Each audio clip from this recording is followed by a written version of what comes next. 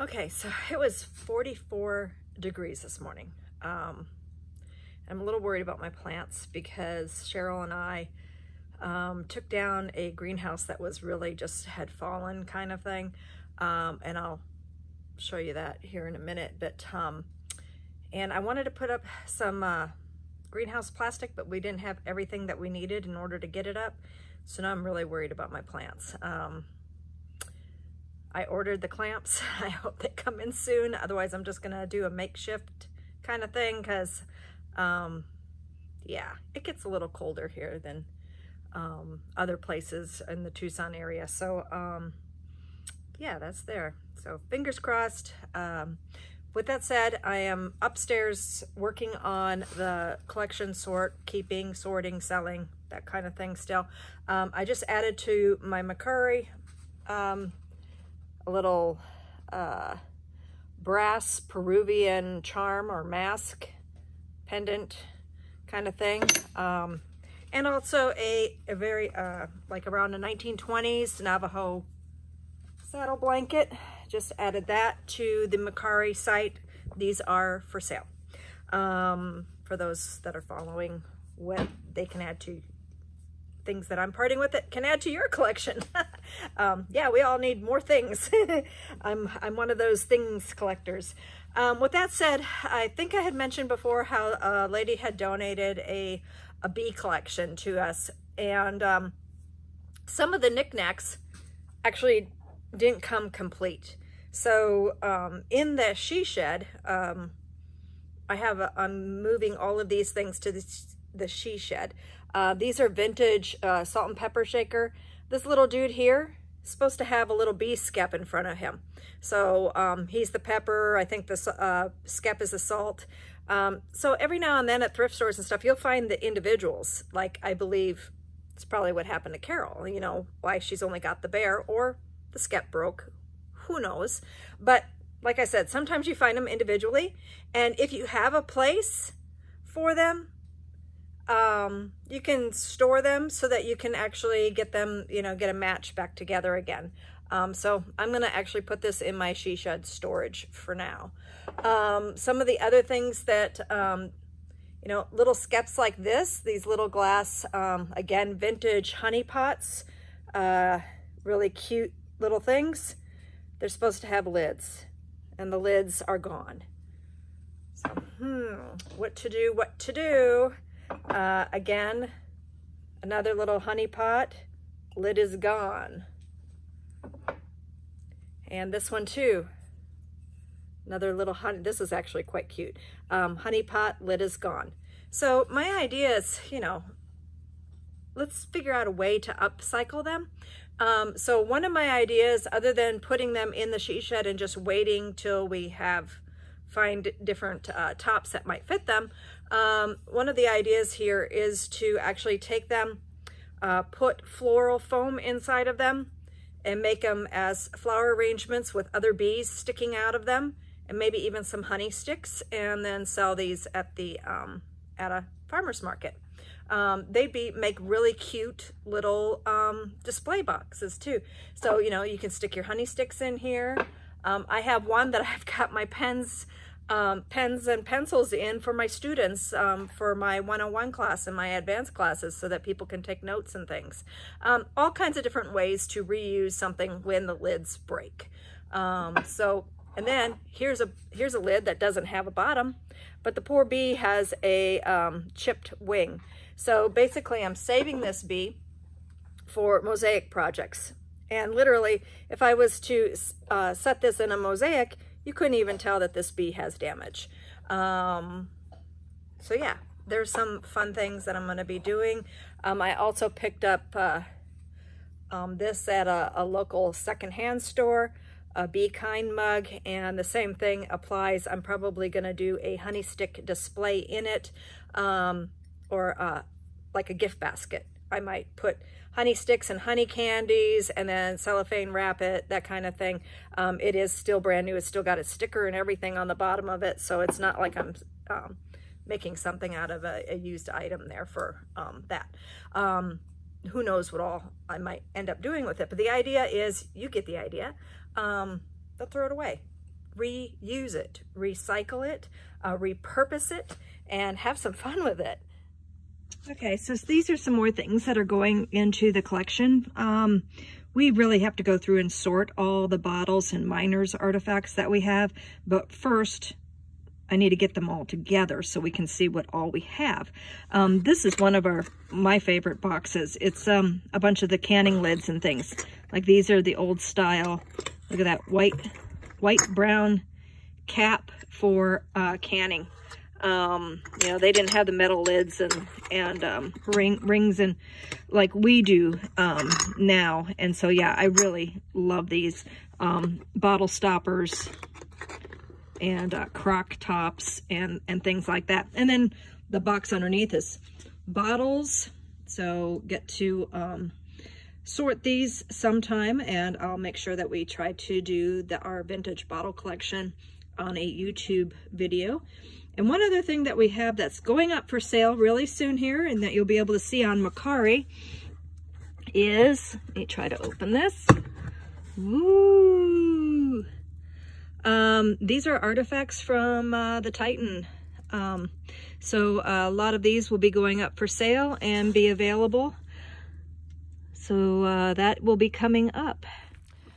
Okay, I'm heading out to the garden, and I am so thankful that today is cloudless. Why is that? Because we rely on solar to pump our water. And yesterday we ran out of water again. Why is that? Well, the garden uses water. We use water to shower. We use water for the animals. Yeah, the animals. I left the water on to the duck pond. And I drained our holding tank. Again. Great. And it was cloudy for quite a few days. And we have gone into autumn where we have shorter daylight hours. So shorter daylight hours, less pumping in the solar well. So anyway, that's that. And with that said, now I'm out in the garden to show you how horrible it looks right now. Okay, this right here is that greenhouse that I had got last year that actually lasted only 1 year. I bought it in November of last year. Put it up. It came apart 3 times in the wind. The joins, these are just plastic. So as you can tell, they break in the wind. I tried to put like PVC glue. I tried to use epoxy. I tried to use metal tape. I tried all kinds of things, and this thing just did not hold up. These two, I think these are like an aluminum. I'm not quite sure, but they also bend easy. So that, I think it costs like $60. But it was too time consuming because 3 times I had to put it back together again and re-glue it and all that other stuff. For the $60, if it was in an area where it didn't get so much weathering, it wouldn't be so bad. I grew so many starts in this that I really shouldn't complain.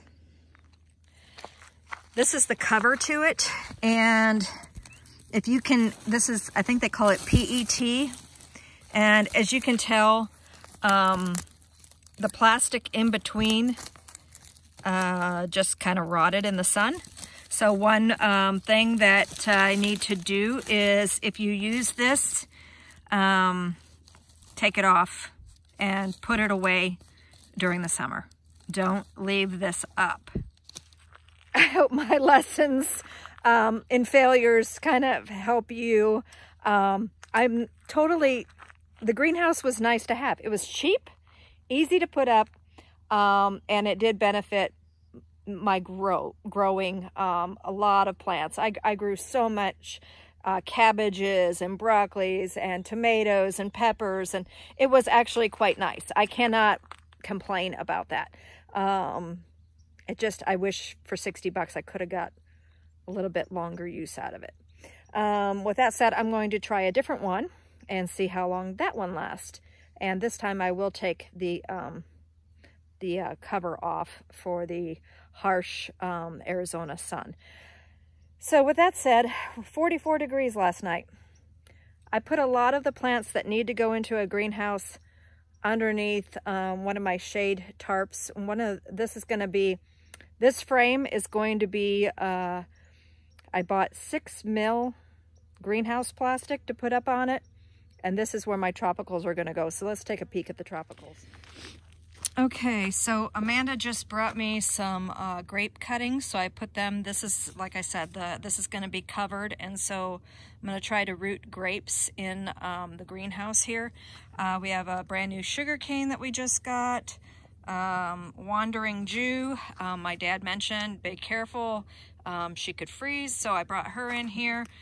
Brought in the pineapple plants, the shamrock or the oxalis, the baby artichokes, a struggling date palm, the dragon fruit had to come in here.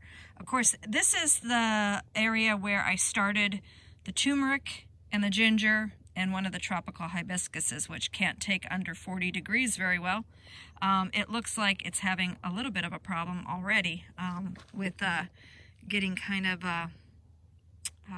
brownish colored leaves.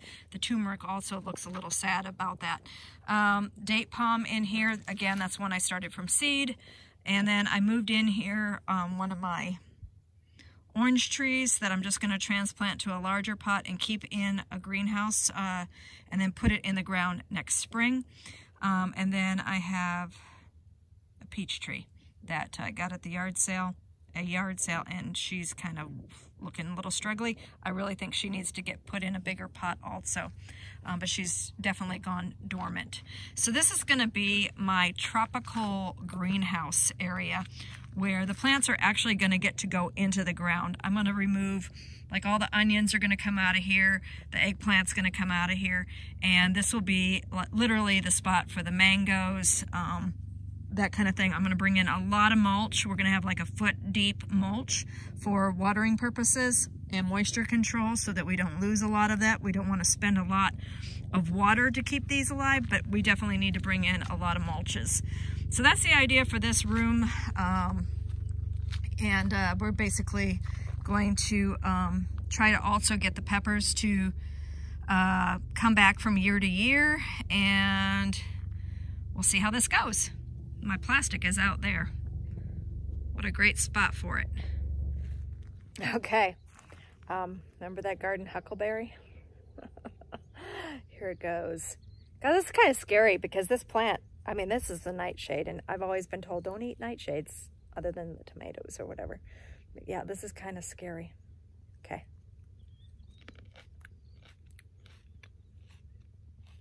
Wow. Oh my goodness, they're right. When they said raw, that tastes like a tomatillo. That's not a quite finished tomatillo. I think I need to leave it on the plant a little bit longer. I got way ahead of myself on that one. Pretty tart. Okay. That's kind of good to know. I mean, they're doing really great. Really great. See? Take a peek. Got all kinds of berries coming on this. Isn't that something? The stuff that actually does well in the Arizona desert is not. All right.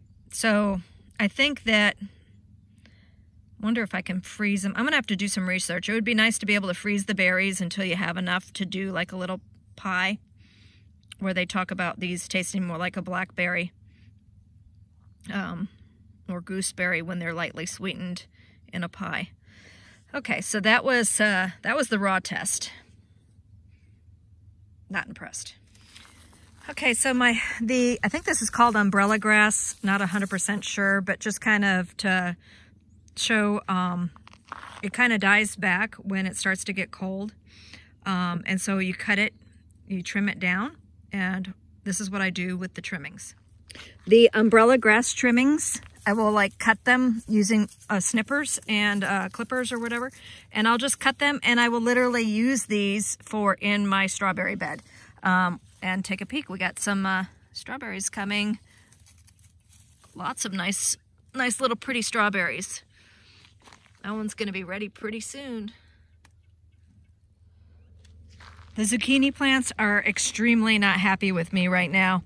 Like I said, the water, we couldn't water yesterday. We couldn't water everything. We still have zucchinis coming. It is around November, 18th or something. I'm still getting zucchinis out of the garden. As soon as I give her some water this afternoon, she'll perk right back up. And yeah, there's another one right there. And another one in this one, so, but they're like looking really sad like. That's water problems. I think the Malabar spinach, I think I'm going to move that into the greenhouse as well. It seems to be stressing out here. And I know that my dad grows it extremely well in his greenhouses. So I am going to try to move that. And I don't know, I might move the Egyptian spinach and one of the New Zealand spinaches just so I can try to find out where they like it better.